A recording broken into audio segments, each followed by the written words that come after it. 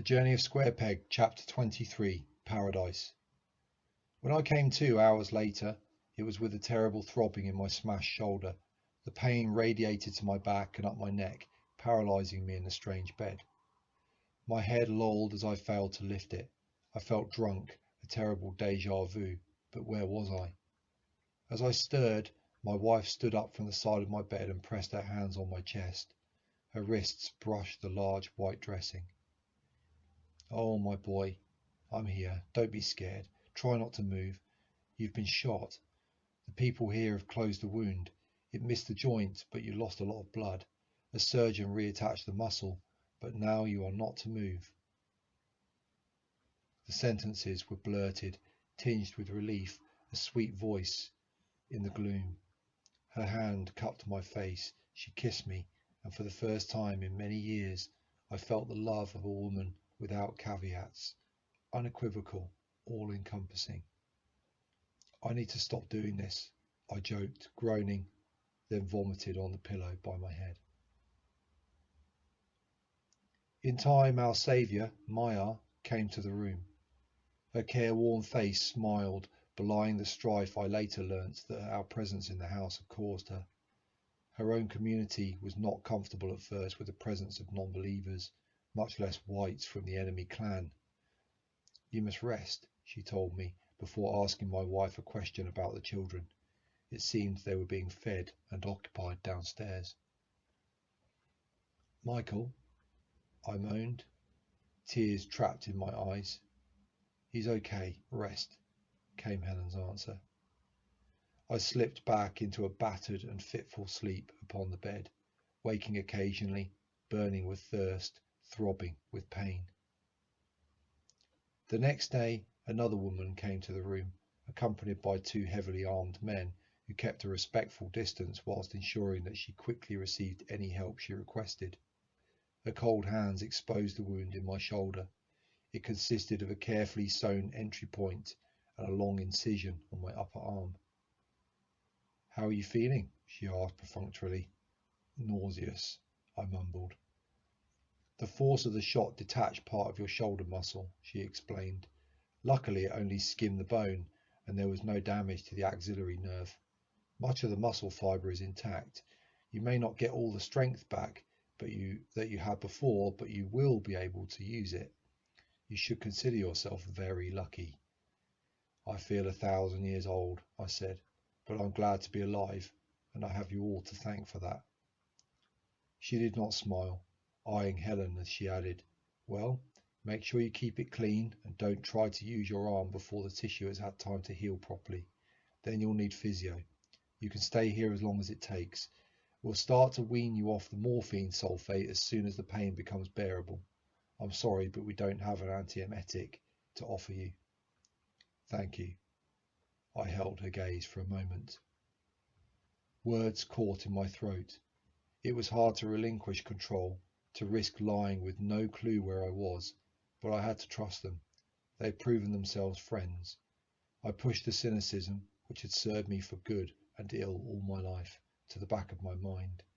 I couldn't act on any impulses anyway. I felt for the first time desperately bent out of shape, weak and vulnerable beyond my control. Even when stabbed in the leg, I'd fought a little.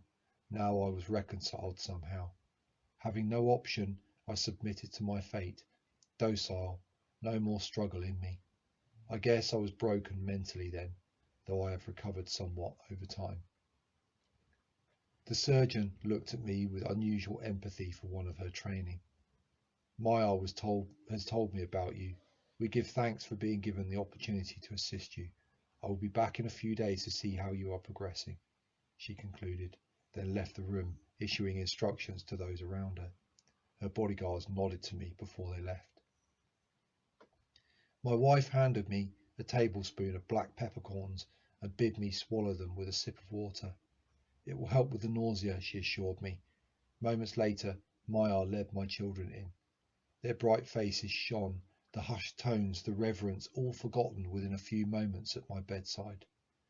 My baby climbed up onto the bed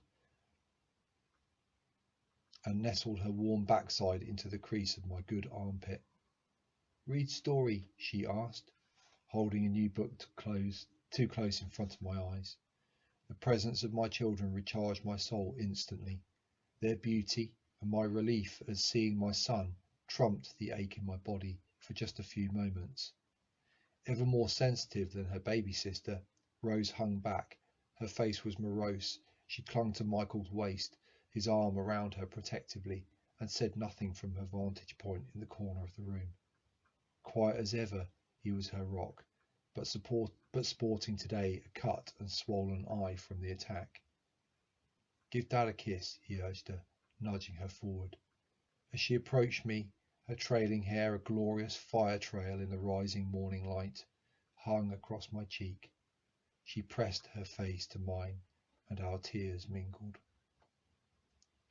Days later, I asked Maya how it was that she had found us so far from our first meeting place.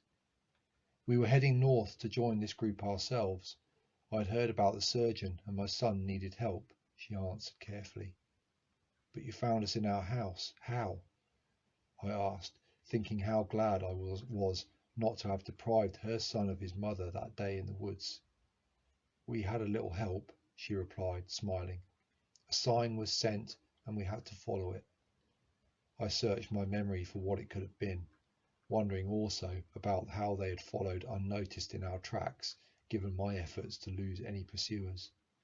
My quizzical look extracted more information. "The winged one was with you all the way. It was easy to know where you were." So it was that we came to be in the Muslim enclave for many weeks, observers of the rhythms of life spent between the tense necessities of daily living and the mindfulness of devoted worship. Never were we treated in derogatory terms as kafir. Rather, we felt we were protected guests. Given the conflict that had occurred between them and the fascist whites across the river, I considered us lucky to have this status, but I did not believe it could last forever. Peace and harmony was not the only currency within that shelter. One night, as my family sat reading together within the confines of the base, I went to get water and heard, to my surprise, the cries and anger of shouting of several voices within the communal kitchen long before I walked up far enough to see the room through its open door. Dim light within illuminated the familiar space, now filled with tall, bearded, gesticulating men and raising voices. Looking at them, I knew some of them to be the hawks of the Enclave, the ones keenest on killing the white fascists and least willing to entertain a viewpoint other than the most uncompromising. They were not the intelligentsia, they dealt in absolutes. They were the equivalent of the white fascists they hated. They were pushing and pulling at each other as they leaned threateningly over two women sitting on the floor. One snarled and swore at them, her arms outstretched to fend off the approach of the men towards the other, a stunningly beautiful girl by any measure, who cringed, sobbing and dishevelled, within the protective embrace of her friend. A silent and frightened teenage boy that I knew to be the crying girl's brother was hemmed into the far corner of the room by several men, all shouting, two gripping his clothes and pinning him to the wall to prevent him from reaching her. All this I saw in the moment it took me to pass the door on a rapidly devised detour. This was not before one spotted me, though, shouting something which brought about a sudden silence there. I was clearly not meant to witness this scene, and neither were their fellow Muslims. I did not see the girl or boy again. It struck me that at some point our otherness could be a catalyst for trouble for us too. It was a human nature, shared by all humans, one way or another, no matter what the ideals of their beliefs might demand of them, to be drawn to conflict, and some were too weak to overcome such instincts. Now that my gut fears had been made flesh, I felt vulnerable. My wife, on the other hand, seemed to settle in well in this community. We were, after all, housed, and though meagre, we received at least one good meal a day. That said, it wasn't just the practical support that aided my family's recovery. The routine of daily chores and the study of English and mathematics soon helped my children to take their minds off the trauma of their previous experiences. It was notable that with time their sleep was less often disturbed by nightmares. Happier now, their magnetic personalities and our firm but gentle parenting seemed to win them fans amongst our hosts, for they were often proactively included in the activities of the other families, invited to play games and sing, read to and played with individually. They were always returned to us full of enthusiasm and satisfaction. We rejoiced in their joy and the acceptance of them. In this way, the community helped restore their faith in people other than their own family. This one example proved to me a long-held assumption that it really does take a whole community to raise a child, but a worrying trend accompanied this positive. More than once my children chided me for unpermitted actions. The immersion in the faith was beginning to sculpt their moral landscape in draconian directions. All the while, unable to help much but keeping a close watch as I recovered, I chipped in with chores using my good arm and kept my children in close proximity as much as possible. Inevitably, my wife spent many happy hours with Maya as their friendship deepened with familiarity and their common language. The smiles they shared and their physical closeness gave me mixed emotions, for it seemed in my madder moments that I was competing for Helen's attention from a position of weakness. Such was the evident meeting of minds between them. And their minds were formidable in a way that mine was not. The conversations they had were deep and theological in nature, Helen with her positive outlook and willingness to believe, bending towards their faith, unawares herself, but very evidently to me. As time passed, the great debates were more and more charged with another kind of great power. My wife's happiness grew with each new meeting with Maya. She, for want of a better way of describing it, had a new spring in her step. Then one night I awoke, and she was not beside me in bed. Wondering where she might be, I lay there deep in thought as I stared in the black window. She finally came in the early hours, her body warm and clammy with cold sweat. Her beating heart was distinctive through the mattress. She kissed me, aroused me, and I found her immediately ready for me. Her hair smelled different somehow, and a kiss as I entered her revealed a perfumed cheek. I could do nothing.